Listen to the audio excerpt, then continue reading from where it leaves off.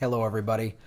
I'm Graham Elwood, and I talked about in a video a couple days ago the overall budget that the United States spends and what percentage of it goes into the Defense Department. On this video, I want to break down the Defense Department spending, and there's this overseas contingency operations, the OCO, which is basically just the Pentagon Slush Fund.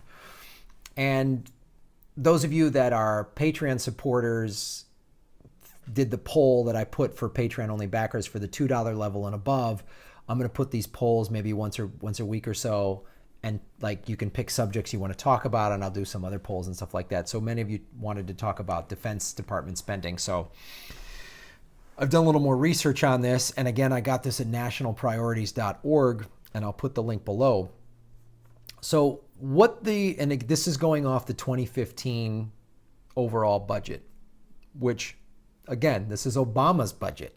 And Trump has already said he's going to cut more social programs, like the 3% we spend on welfare programs, and put more into the defense budget, which in 15 and 16 was about 54% of the overall spending budget. So in 2015, we spent $598 billion on defense, right?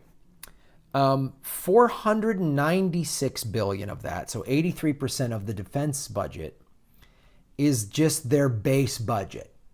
That's the base. They need $496 billion just to operate the defense, right? 11% of that is a $64 billion budget, which is the overseas contingency operation budget, okay?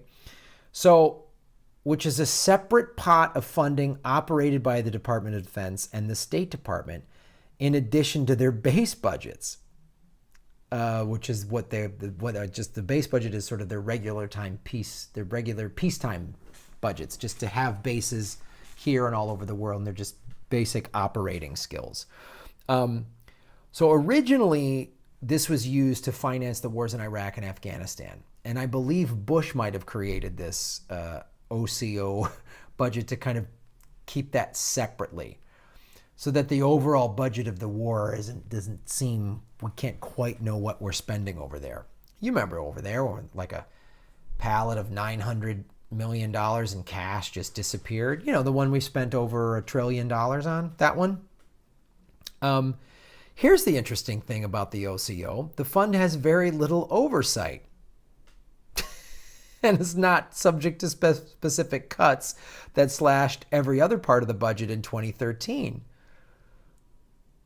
So Obama cut some of the military in 2013. Of course, the military, the Democrats, they don't want to spend money on military. Yeah, right. Maybe we don't need 54% of the total operating budget to be that. So, and they estimate an extra $20 billion worth of non-war funding is in the operation and maintenance accounts of the 2014 war budget. Even Defense Secretary Ash Carter called the OCO a road to nowhere. Todd Harrison, a senior fellow for defense studies at the Center for Strategic and Budgetary Assessments, found that they were stashing that extra money. So even people within this think it's crazy. The Secretary of Defense, former Secretary of Defense, called it a road to nowhere. So we spend $18 billion on nuclear weapons and associated costs. It's only 3% of the budget. Boom. Bingo. So one of the things we've been connecting here, as I've mentioned before, the Soviet Union only has two exports: oil, weapons. So the Russia. Old habits die hard. Soviet Union that Putin was working for the KGB for.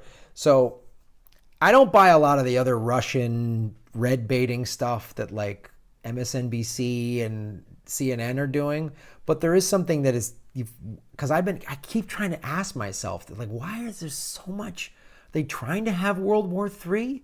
And then even Donna Brazil, who won't admit that she cheated and gave Hillary answers, and she was fired from CNN for doing that, even in a tweet said it's an act of war. So this makes some sense when you look at the numbers. As I always say, follow the money. So if nuclear weapons are only 3% of the defense budget, we need to increase that, right? That's the goal. Then we need to spend even more money on nukes. So we need more money for the defense budget, which is why, hey, let's create another arms race with Russia, right? Let's provoke China and get into a race with them. Even though we have more weapons and we, as I said in the other, we spend more than the next 7 countries combined. So look at that. That's what happened.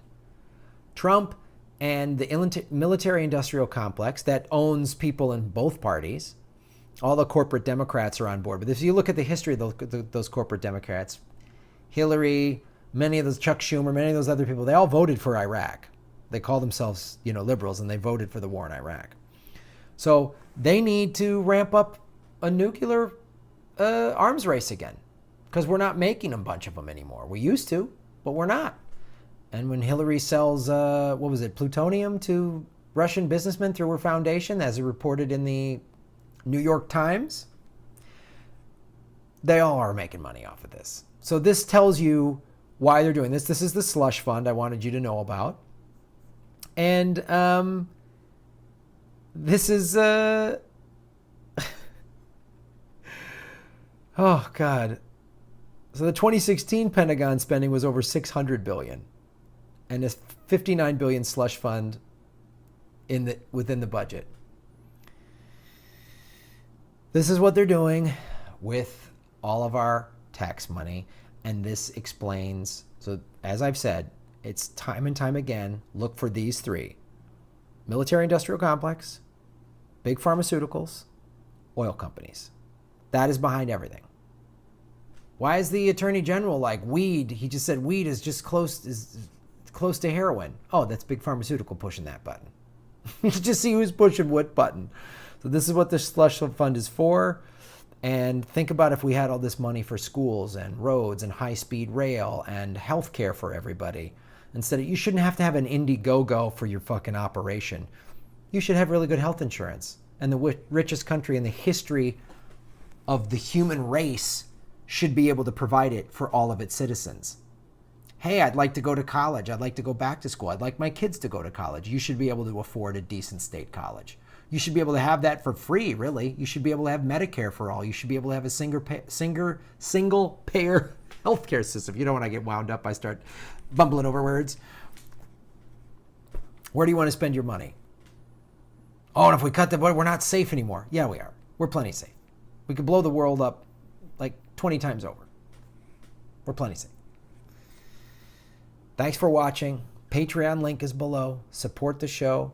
Like it, subscribe it, share it, and stay vigilant.